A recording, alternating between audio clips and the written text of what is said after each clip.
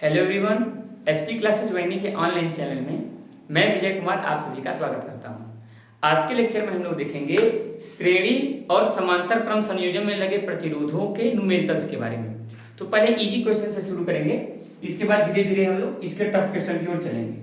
श्रेणी क्रम संयोजन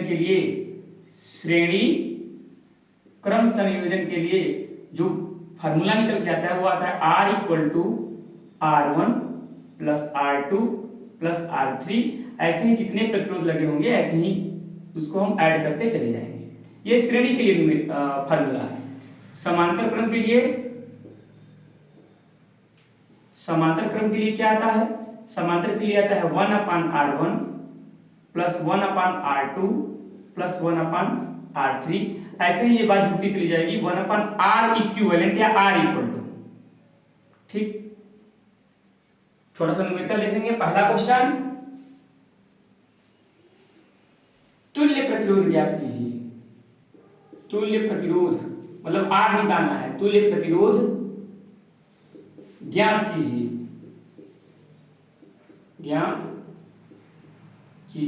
किसमें? आपको फिगर देगा वो।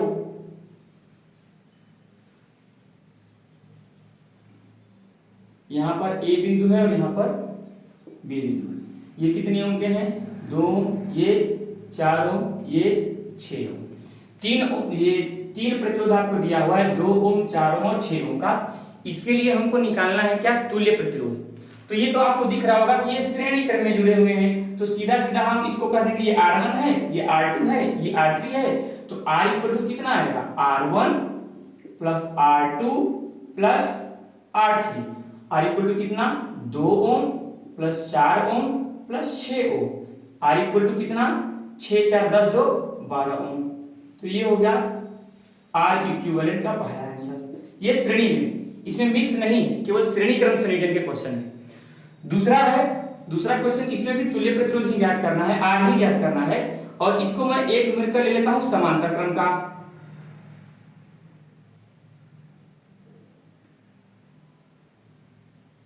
एक और लगा लेते हैं। ये हो गया, यही ले लेते हैं 2 ओम, 4 ओम और ये 6 ओम। यहां पर पॉइंट A है, बिंदु A, और यहां पर बिंदु B। इसके लिए हमको क्या ज्ञात करना है? तुल्य प्रतिरोध ही ज्ञात करना है।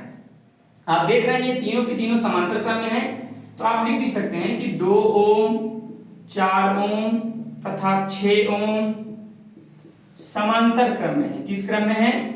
समांतर क्रम में है। इसलिए इसके लिए क्या लगेगा? 1/R इक्वल टू 1/R1 मतलब 1/2 प्लस 1/R2 और प्लस 1/R3। तो 1/R equal to 1/2 plus 1/4 plus 1/6। इसको सॉल्व कर लेंगे। 1/R इक्वल टू, इसके लिए एलसीएम कितना लेंगे? 12 लेते हैं। 2 6 के 12, 6 यहाँ आएगा, 4 3 12, 3 यहाँ आएगा, 6 दूनी 12।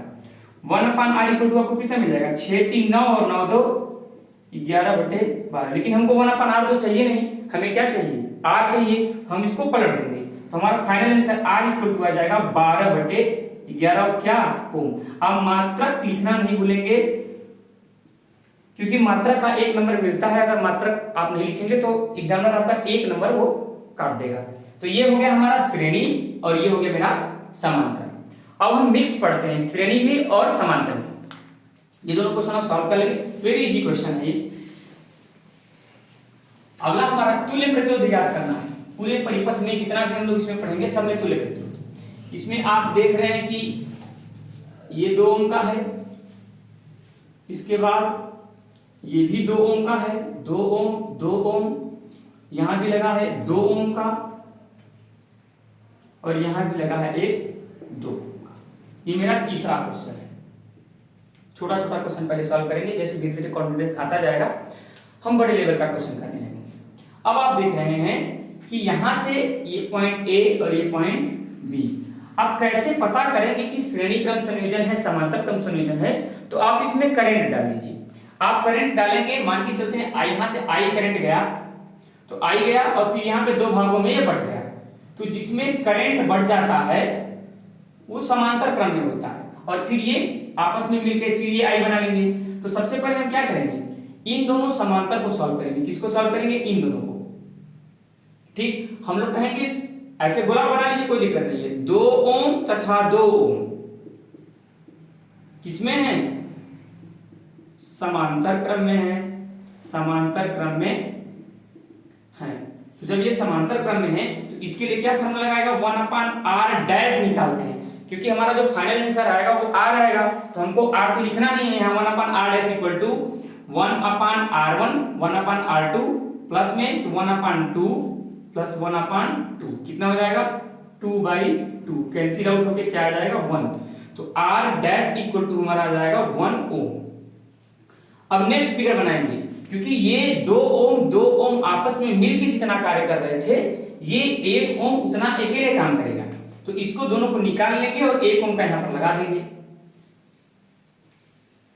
ये 2 ओम का लगेगा, फिर इसके बाद इन दोनों को हटा करके 1 ओम का यहां लगाएंगे और फिर 2 ओम का फिर से लगाएंगे। अब आप देखिए ये कौन सा क्रम संयोजन है, श्रेणी क्रम संयोजन है। ये तीनों प्रतिरोध किसमें है, श्रेणी में है। तो श्रेणी के लिए भी हम लोग फार्मूला लगा लेंगे। क्या लगा लेंगे श्रेणी के लिए फार्मूला, अब हमारा फाइनल आंसर आने वाला है तो हम लिख लेंगे r, मतलब इसको लिख लीजिए 2 ओम 1 ओम 2 ओम श्रेणी क्रम में है, 2 ओम 1 ओम तथा 2 ओम श्रेणी क्रम में है। किस क्रम में है, श्रेणी क्रम में है। इसलिए क्या हो जाएगा, r equal to 2 ohm plus 1 ohm plus 2 ohm, 2 1 3 3 2 5। Final answer मेरा कितना आएगा, 5 ओम आएगा। अच्छा, ये तीनों प्रतिरोध आपस में मिलके जितना काम कर रहे थे, ये 5 ओम अकेले उतना मिलके काम करेगा।